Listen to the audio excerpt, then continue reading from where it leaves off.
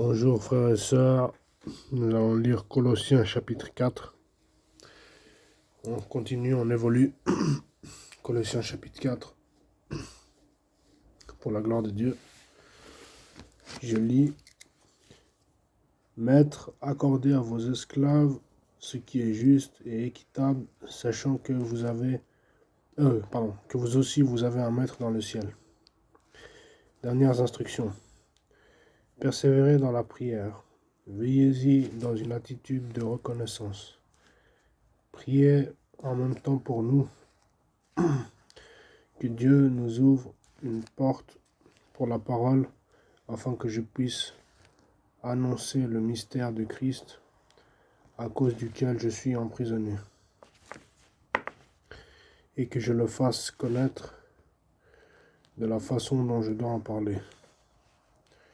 Verset 5. Conduisez-vous avec sagesse envers les gens de l'extérieur et rachetez le temps. Verset 6. Que votre parole soit toujours pleine de grâce et assaisonnée de sel, afin que vous sachiez comment il faut répondre à chacun. Salutations. Tychik, qui est notre frère bien-aimé, un serviteur fidèle et mon compagnon de service dans le Seigneur, vous informera de tout ce qui me concerne.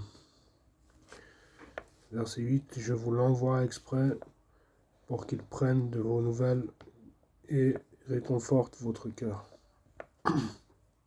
Je l'envoie avec Onésime, le fidèle et bien-aimé frère qui est l'un des vôtres. Ils vous informeront de tout ce qui se passe ici. Verset 10. Aristarque, mon compagnon de détention, vous salue, ainsi que Marc, le cousin de Barnabas, au sujet duquel vous avez reçu des instructions. S'il vient chez vous, faites-lui un bon accueil. Verset 11. Jésus, appelé Justus, vous salue aussi. Ils sont parmi les circoncis, les seuls qui travaillent avec moi pour le royaume de Dieu, et ils ont été un grand encouragement pour moi.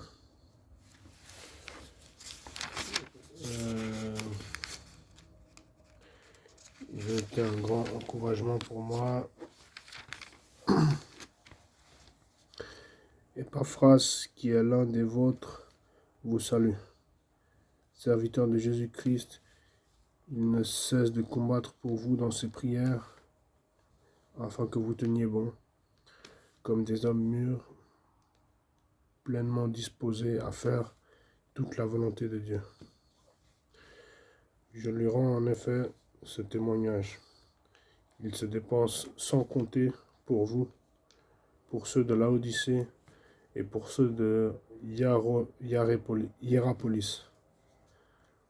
Luc, le médecin bien-aimé, vous salue, ainsi que Démas. Verset 15.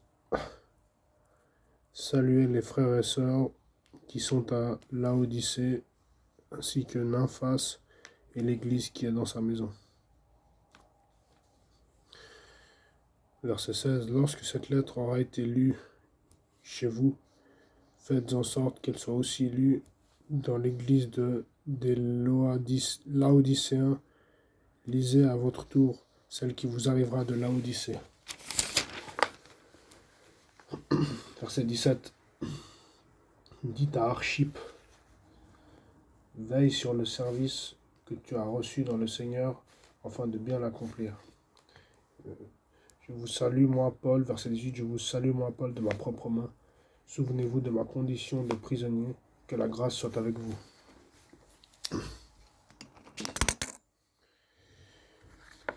Voilà, frères et sœurs, c'était Colossiens chapitre 4.